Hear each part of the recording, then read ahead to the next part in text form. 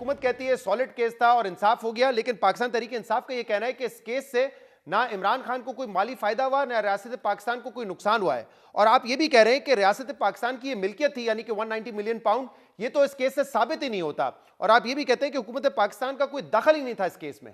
नहीं, ऐसे नहीं है। देखिए, मैंने ये अर्ज किया कि ये जो रकम आई बरतानिया से रजिस्ट्रार सुप्रीम कोर्ट के अकाउंट में, ये खानदान ने बराह रास्त वहां से भेजी और ये रकम यहाँ आ गई। जब ये रकम यहाँ आई तो ये कहना कि ये पाकिस्तान हुकूमत ने डाइवर्ट की या इसका रुख मोड़ दिया, ये रकम हुकूमत के खजाने में आनी थी और इसको वहां भेज दिया गया, ये बिल्कुल गलत बात है।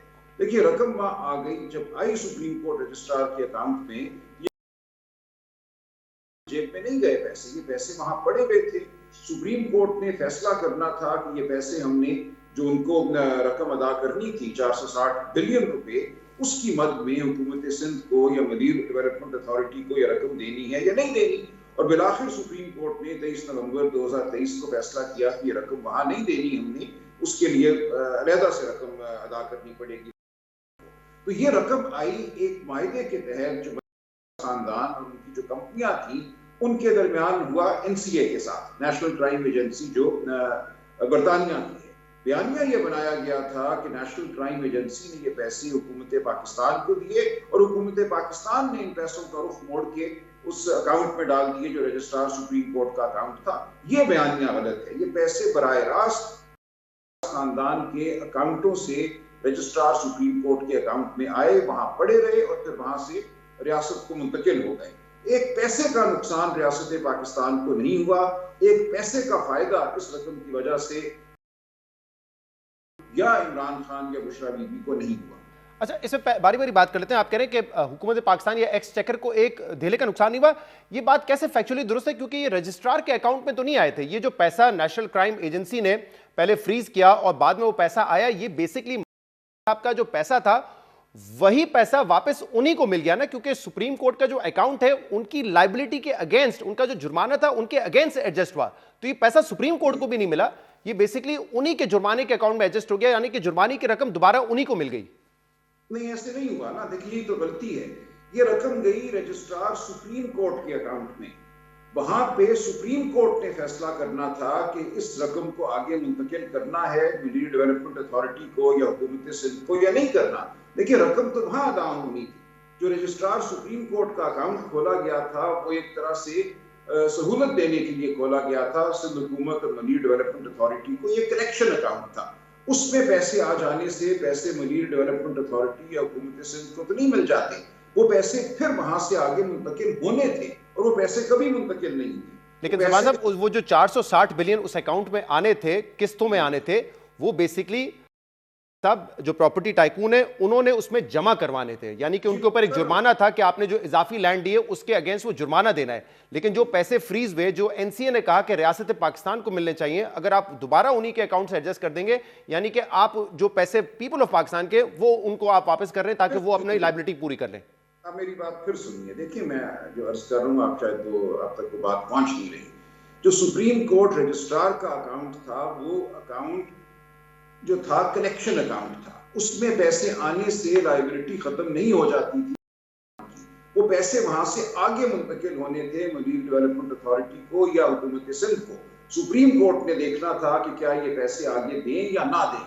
सिर्फ उस अकाउंट में डाल देने से बात खत्म नहीं होती। पैसे सुप्रीम कोर्ट को तो नहीं ना देने थे, पैसे उन्होंने सुप्रीम कोर्ट की जो पिछली जजमेंट थी एक माजी की, उसके तहत मिलिट्री डेवलपमेंट अथॉरिटी को देने थे या हुकूमत सिंध को देने थे।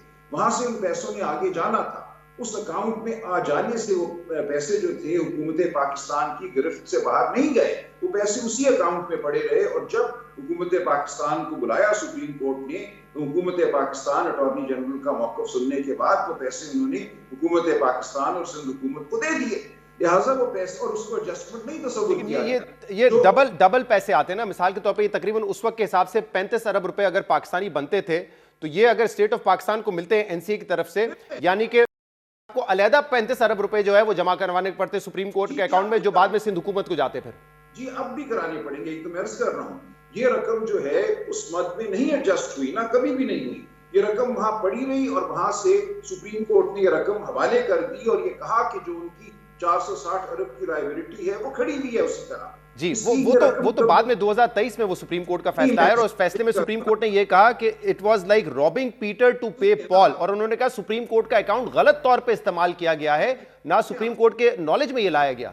बात शायद सुनना नहीं चाह रहे या समझ नहीं रहे, मैं बार बार ये अर्ज कर रहा हूं कि रकम सुप्रीम कोर्ट के अकाउंट में आने से सुप्रीम कोर्ट की तहवील में आई ना, वहां आ जाने से बजाते खुद जो उनकी लायबिलिटी थी, जो रकम उन्होंने मरीन डेवलपमेंट अथॉरिटी को अदा करनी थी, वो नहीं अदा हुई ना। सुप्रीम कोर्ट ने फैसला करना था कि ये रकम मरीन डेवलपमेंट अथॉरिटी के हवाले की जाए या ना की जाए। जो 408 अरब रुपया उन्होंने देना है उस मद में इसको एडजस्ट किया जाए या ना किया जाए, वो नहीं हुआ। वो रकम आई सुप्रीम कोर्ट की तहवील में, वहीं पड़ी रही, वहां से एक पैसा आगे नहीं गया और बिलाखिर सुप्रीम कोर्ट ने वो रकम जो है रियासत पाकिस्तान को दे दी, और जो लायबिलिटी या जो उनके जिम्मे वाजिब अदा रकम है जिम्मे वो खड़ी हुई है उसी तरह। इसलिए ये बात समझने की जरूरत है कि बरतानिया से जो पैसा आया खानदान ने भेजा, हुकूमत पाकिस्तान ने नहीं भेजा। नेशनल क्राइम एजेंसी अगर जी, लेकिन आप क्या ये कहते हैं कि वो पैसा आना भी नहीं चाहिए था स्टेट ऑफ पाकिस्तान को, क्योंकि एनसीए की जो प्रेस ली थी वो कह रहा था ये स्टेट ऑफ पाकिस्तान को मिलेगा। इसके बाद ट्रांसपेरेंसी इंटरनेशनल ने भी कहा कि ये पैसा स्टेट ऑफ पाकिस्तान को मिलेगा। एआरयू जो कि पूरे मामले में इन्वॉल्व था उसने भी कहा कि ये पैसा रिपैट्रिएट हुआ है to the state of Pakistan.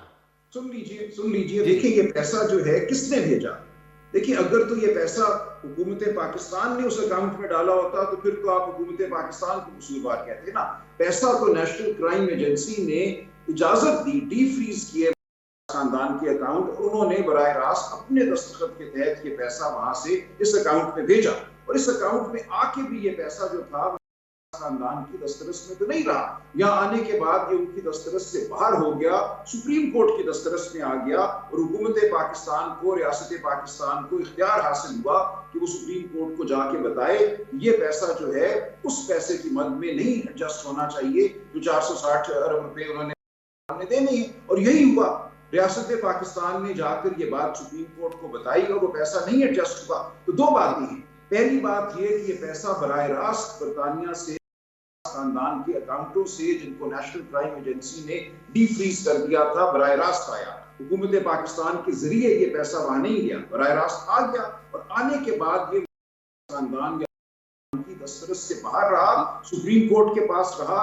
रियासत पाकिस्तान को मौका मिला कि सुप्रीम कोर्ट को बताए कि ये पैसा आप वहां एडजस्ट मत कीजिए, उस मद में मत डालिए, और यही हुआ। ये पैसा सलमान साहब, लेकिन ये पैसा जो एनसीए ने डी फ्रीज किया वो इस शर्त पे किया कि ये पैसा रिपैट्रिएट होगा back to state of Pakistan.